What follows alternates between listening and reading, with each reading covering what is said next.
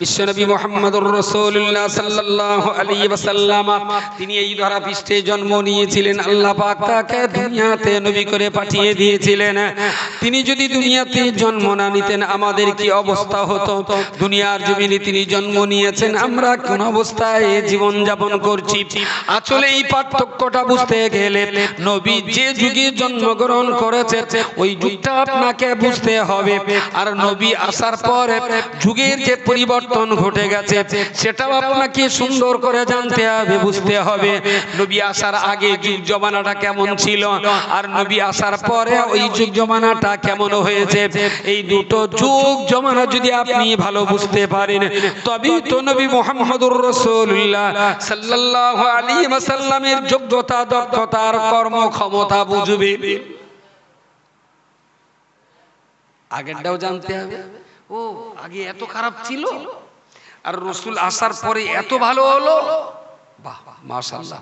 তাহলে আমার রাসূল এই ভালো কাজগুলো কি সুন্দরভাবে সুনিপুণভাবে তিনি সমাজের জন্য করেছেন।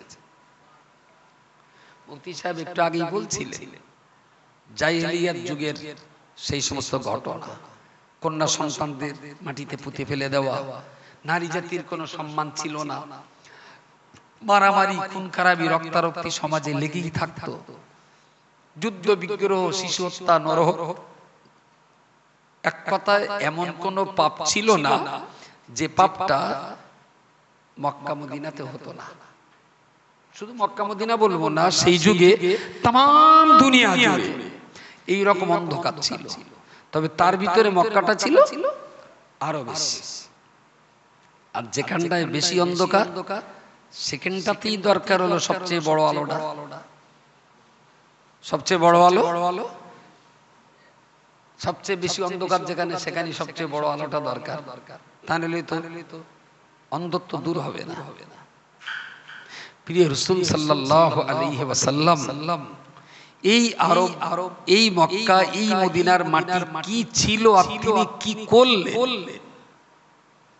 আমরা যে এখন সমাজ জামাত করছি, আমাদের এই সমাজে ছেলে মেয়েরা স্কুলে যাচ্ছে, আমরা বাজার ঘাটে যাচ্ছি, ব্যবসা করছি, চাকরি করছি, জলকর করছি, ইটভাটা করছি, কেউ রিক্সা চালাচ্ছি, কেউ ফেরিওয়ালা, কেউ দোকানদার, কেউ ব্যবসায়ী। এক এক মানুষ এক এক রকম কাজ কাম নিয়ে মেতে আছে। কিন্তু সেই যুগটা ব্যবসা বাণিজ্য ছিল। তবে আপনি যে সকালবেলা খেয়ে দিয়ে একটু নারায়ণপুরে বাজারে যাচ্ছেন, ফিরে বাড়ি আসবেন কিনা তা কেউ ভাবতে পারতো না। কারণ কোথায় মারপিট হচ্ছে, কেটা ধরে আবার কুচকে দেবেন, কোন বিচার ব্যবস্থা বলে তো কিছু ছিল না সমাজ। একটা মেয়ে বাইরে গেলে আকসার মেয়ে বাড়ির বাইরে যে ইজ্জত নিয়ে ঘরে ফিরতে পারতো না, শিশু পুত্র পর্যন্ত রেহাই পেত না। এইরকম একটা কঠিন অসভ্যতার সমাজে রাসূল জন্ম নিলেন এবং সেই সমাজটাকে কিভাবে ভালো করা যাবে তার জন্য তিনি ফিকির করতে লাগলেন, চিন্তা করতে লাগলেন। 40 বছর বয়সে আল্লাহ তাকে নবুয়ত দিলেন। এই 40 বছর পর নবুয়ত প্রাপ্তি পর গোটা সমাজ একদিকে, গোটা জগৎ একদিকে, ঠিক তার উল্টো দিকে রাসূলুল্লাহ একাই দাঁড়িয়ে বললেন লা ইলাহা ইল্লাল্লাহ মুহাম্মাদুর রাসূলুল্লাহ সাল্লাল্লাহু আলাইহি ওয়াসাল্লাম। প্রথম যেদিন বলছেন সেদিন তো সবাই একদিকে আর রাসূলুল্লাহ একা উল্টো দিকে। আচ্ছা, একটু ভয় লাগা তো দরকার, বলেন? একটু তো ভয় তো লাগা দরকার। যে কথাটা পৃথিবীতে কেউ বলছে না সেই কথাটা আমি একা বলছি, তাহলে সমাজ আমাকে কিভাবে নেবে? গোটা দুনিয়া যেমন কঠিন সে রেখে ডুবে, গোটা দুনিয়া যেমন কুফরিরা গুনে বুড়বু খাচ্ছে, ওই রকম অবস্থাতে নবী আমার যখন ঘোষণা দিলেন লা ইলাহা ইল্লাল্লাহ, এক আল্লাহ ছাড়া দ্বিতীয় কোনো মাবুদ নাই, এই ঘোষণা দেবার পরেতে এই বক্তব্য শোনার পরেতে মক্কার মানুষেরা বিশ্ব নবীর বিরুদ্ধে অনেক রকমের ষড়যন্ত্র করতে লাগলো। কেউ বা বোঝাবার চেষ্টা করলেন, কেউ বা মারপিট করার করার চেষ্টা করলেন, কেউ বা দুনিয়া থেকে সরিয়ে দেওয়ার চেষ্টা করলেন, কিন্তু বান্দা মনে রাখতে হবে রাসূলুল্লাহ নবুয়ত প্রাপ্তির আগ পর্যন্ত ওই মক্কার মানুষেরা উতবা সাহেবা ওতাবা আমির মুগিরা ফায়রা আবু সুফিয়ান আবু জাহাল এরা কেউই কিন্তু রাসূলুল্লাহর কখনো দুশমন ছিল না। এরা কেউ নবীর দুশমন ছিল না। এরা সবাই নবীকে খুব ভালোবাসতেন। তো যারা নবীকে এত ভালোবাসতেন তারা হঠাৎ এত বিরোধী হয়ে গেল কেন? আবু জেহেল, আমরা যাকে খুব ভালো চিনি, আবু জেহেল কিন্তু রাসূলুল্লাহকে বিশাল ভালোবাসতেন, চাচা হন। আবু সুফিয়ান বলেন, উমাইয়া বলেন, মক্কার আরো অনেক লিডার, সাধারণ মানুষ, রাসূলুল্লাহর বয়স 40 পর্যন্ত মক্কার একটা লোক ছিল না যে লোকটা মুহাম্মদকে খারাপ বলেছে। সুবহানাল্লাহ বলেন, সবাই মিলে বলেন সুবহানাল্লাহ। এক পিস মানুষ ছিল না, সবাই বলেছে মুহাম্মদ ছেলেটা খুব ভালো ছিল। আরে ওর সঙ্গে একবার চোখ চেয়ে কথা বললে না, ওর কাছ থেকে চোখ তুলে নেওয়া যায় না। ছেলেটার এত সুন্দর অঙ্গভঙ্গিমা, এত সুন্দর উপস্থাপনা, এত সুন্দর ভাবে কথা বলে, মনে হয় যে সারাদিন ধরে কথা বলে।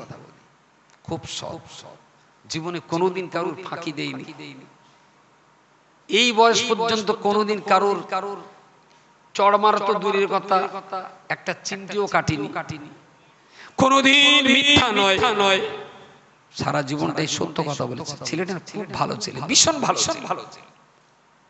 40 বছর পর্যন্ত মক্কার জনগণ নবীর যা প্রশংসা করেছে কল্পনার অধীন। আল্লাহ নবীকে দুটো নাম দিয়েছেন, কোরআনে এসেছে দুটো নাম, মুহাম্মদ আর একটা হলো আহমদ। রাসূলুল্লাহর এই দুটো নাম আল্লাহ দিয়েছেন।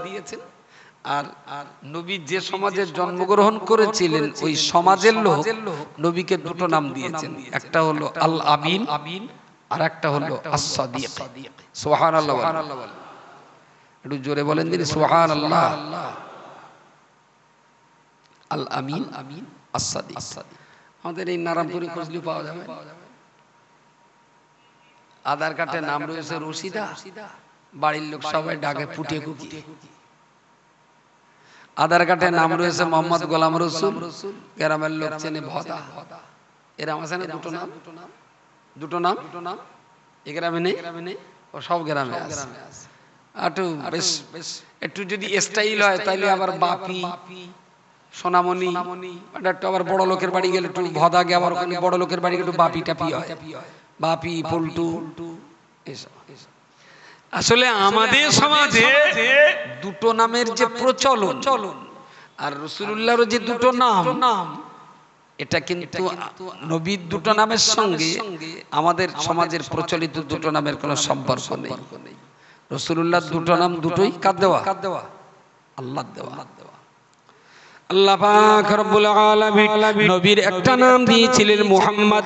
মুহাম্মদ শব্দের অর্থ হলো চরম প্রশংসিত। আল্লাহ পাক আমার নবীকে দ্বিতীয় একটা নাম দিয়েছিলেন রাসূলুল্লাহ, দ্বিতীয় নাম হলো আহমদ। আহমদ শব্দের অর্থ হলো চরম প্রশংসাকারী। নবীর প্রথম নাম হলো মুহাম্মদ, এই নামের অর্থ চরম প্রশংসিত। তার মানে আল্লাহ পাকের নবীকে আল্লাহ দুনিয়ার জমিনে পাঠিয়ে দিয়েছেন।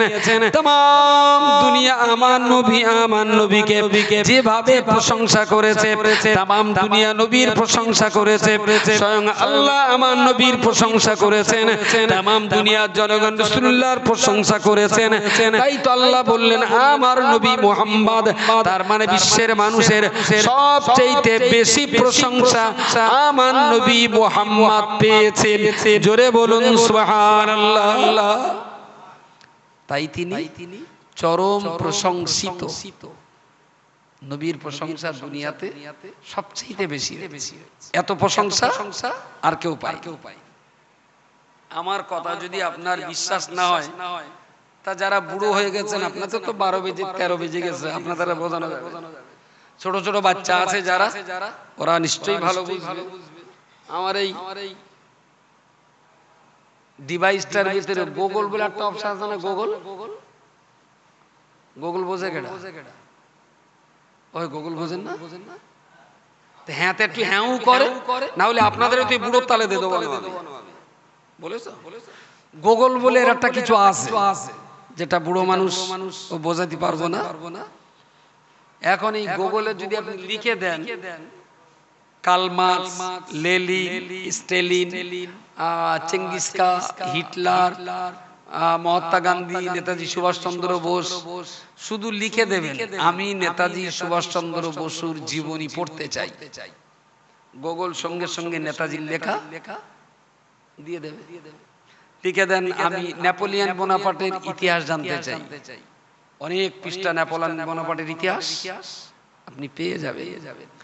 তা গুগলে যদি এইভাবে কেউ খোঁজে, সার্চ করে, তাহলে পৃথিবীর বিখ্যাত এই সমস্ত লোকের জীবনী যদি গুগল থেকে 500 পৃষ্ঠা বার হয়, একা মুহাম্মদুর রাসূলুল্লাহ জীবনী 5 লক্ষ পৃষ্ঠা বার হবে। জোরে সোরে বলুন সুবহানাল্লাহ। তাম দুনিয়ার যত বিখ্যাত ব্যক্তি তাদের সবার জীবনী যতটা, আমার নবীর একা জীবনী তার চাইতে অনেক বেশি। রাসূল হলেন বিশ্ববাসীর কাছে সবচেয়ে বেশি প্রশংসিত ব্যক্তি। এত প্রশংসা পৃথিবীতে অন্য কোন মানুষ পায়নি যে প্রশংসা নবী পেয়েছে। নবীর আরেকটা নাম কি? আহমদ। আহমদ মানে প্রশংসাকারী, যিনি প্রশংসা করেন। রাসূলুল্লাহ সবচেয়ে বেশি প্রশংসা করেছেন। কার প্রশংসা করেছেন? তাম দুনিয়ার মানুষেরা আমরা কেউ নামাজ পড়ে আল্লাহর প্রশংসা করি, কেউ বা রোজা রেখে আল্লাহর প্রশংসা করি, কেউ বা সিজদায় আল্লাহর প্রশংসা করি, কেউ বা কোরআন তেলাওয়াতে আল্লাহর প্রশংসা করি। আল্লাহর বান্দা মনে রাখুন, তাম দুনিয়ার মানুষেরা সবাই সম্মিলিতভাবে আমার আল্লাহর যতটা প্রশংসা করেছেন, বিশ্বনবী মুহাম্মদুর রাসূলুল্লাহ সাল্লাল্লাহু আলাইহি ওয়াসাল্লাম তিনি একা আল্লাহ পাকের যে প্রশংসা করেছেন, তাম দুনিয়ার মানুষেরা মিলেমিশে আল্লাহর প্রশংসা যতটা করেছেন, আমার নবী মুহাম্মদুর রাসূলুল্লাহ তিনি একা তার চাইতে লক্ষ লক্ষ কোটি কোটি গুণ বেশি আমার আল্লাহর জন্য নবী বেশি প্রশংসা করেছেন। জোরে সোরে বলুন সুবহানাল্লাহ। আল্লাহর প্রশংসার ক্ষেত্রে দুনিয়ার সবাই যে প্রশংসা করতে পারেনি, আমার নবী একা তার চাইতে অনেক বেশি প্রশংসা করেছে। তাই জগৎ সংসারে নবী হলেন সবচেয়ে বড় চরম প্রশংসাকারী।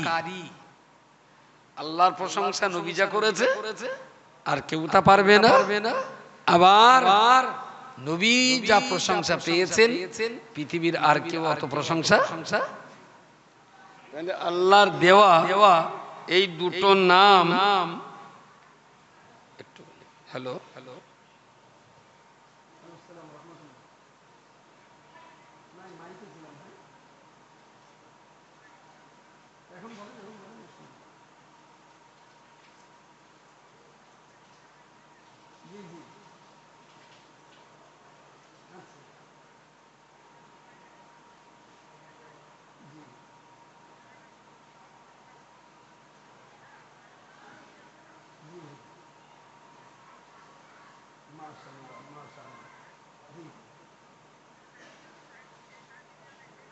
একদম আপনি বলেন পরে একদম ঠিক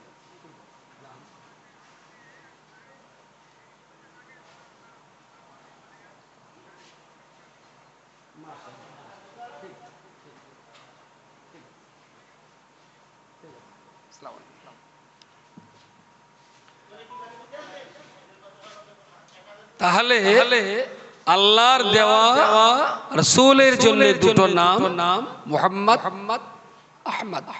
মুহাম্মদ আহমদ। তবে যদি সত্যি কথাটা বলতেই হয়, আপনি রাগ করলেও করতে পারেন, তবে আমি আপনার সঙ্গে রাগ করলেও ঝগড়া বাঁধাবো না। যারা মক্তবে বা আলেম ওলামাদের কাছে একাত মাস বসে পড়াশোনা করিনি, তারা নবীর নাম দুটো উচ্চারণ করতে পারবে না।